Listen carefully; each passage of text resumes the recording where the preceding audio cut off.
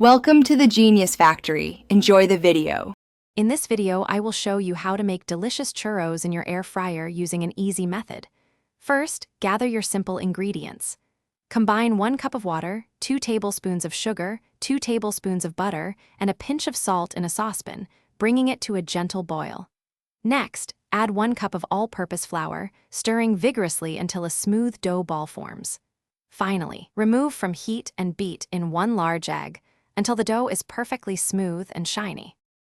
Now that your dough is ready, it's time to shape those perfect churros. Carefully transfer the warm dough into a piping bag fitted with a large star-shaped nozzle.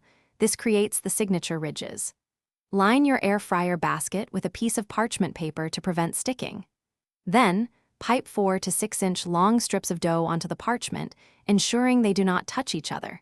This allows for even air circulation and crisping. With your churros shaped, let's get them cooking. Preheat your air fryer to 375 degrees Fahrenheit for a few minutes. Carefully place the piped churros into the preheated basket in a single layer, making sure not to overcrowd them. Air fry for approximately 8 to 10 minutes, remembering to flip them gently halfway through. You'll know they are done when they achieve a beautiful golden brown color and a delightful crispy texture.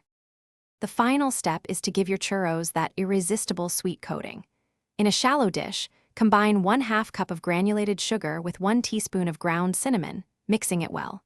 As soon as the churros come out of the air fryer, while they are still warm, roll them generously in this delicious cinnamon sugar mixture.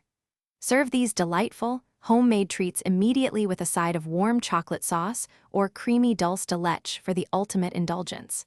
Enjoy! Thanks for watching. If you found this helpful, don't forget to like and subscribe.